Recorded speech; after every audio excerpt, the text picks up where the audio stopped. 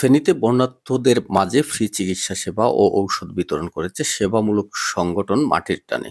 শনিবার ২৮ সেপ্টেম্বর ফেনী জেলার সোনাগাজী উপজেলার নবাবপুর ইউনিয়নের মুক্তিযোদ্ধা আব্দুল হাই সরকারি প্রাথমিক বিদ্যালয়ের মাঠে বন্যার্তদের মাঝে ফ্রি চিকিৎসা সেবা ও ঔষধ বিতরণ করা হয়। ভারত থেকে নেমে আসা পাহাড়ি ডোলে জেলার প্রতিটি উপজেলায় বন্যায় প্লাবিত হয়ে বসত বাড়ি, মাছের খামার, মৌসুমী ধানক্ষেত, শাকসবজি ও রাস্তাঘাটের ব্যাপক ক্ষতিগ্রস্ত হওয়ার পাশাপাশি এলাকার মানুষ বিভিন্ন রোগে আক্রান্ত হয়েছেন। তাদের ফ্রি চিকিৎসা দেওয়ার জন্য বিনামূল্যে ঔষধ ও ডাক্তার নিয়ে ছাতক উপজেলার দুলারবাজার ইউনিয়নের শিক্ষাবান্ধব ও সেবামূলক সংগঠন মাটির টানের উদ্যোগে এই আয়োজন করা হয়। সংগঠনটির প্রতিষ্ঠাতা কানাডা প্রবাসী ডক্টর মঞ্জুর আহমদ চৌধুরী, আমেরিকা প্রবাসী জগদীশ চৌধুরী, ইংল্যান্ড প্রবাসী রুস্তম আলী, মকসুদ মিয়া, মোহাম্মদ রুহুল আমিন, মোহাম্মদ মনোয়ারুল ইসলাম চৌধুরী ও কানাডা প্রবাসী বিধান চন্দ্র। এছাড়াও বাংলাদেশ প্রতিষ্ঠাতা সদস্য হিসাবে রয়েছেন মোহাম্মদ আশিক মিয়া। সংগঠনের শিক্ষা কার্যক্রমে সহযোগিতা করেছেন মোহাম্মদ রাহেল মিয়া, মোহাম্মদ বদরুল আলম কেনু, Haji Mohammad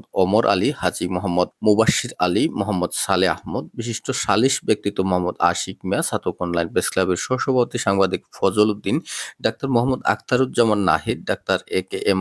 Azadur Rahman, doctor Mohammad Shahin Alam, doctor Mizanur Rahman, doctor Shri Shipul Das, doctor Shri Sumanta Nath. পরে যুব সমাজ ও এলাকার গণ্যমান্য ব্যক্তিবর্গের সহযোগিতায় সোনাগাজী এলাকায় বন্যায় ক্ষতিগ্রস্তদের মধ্যে পরবর্তী বিভিন্ন রোগীদের চিকিৎসা সেবা ঔষধ বিতরণ করা হবে বলেও জানানো হয় সংগঠনের পক্ষ থেকে।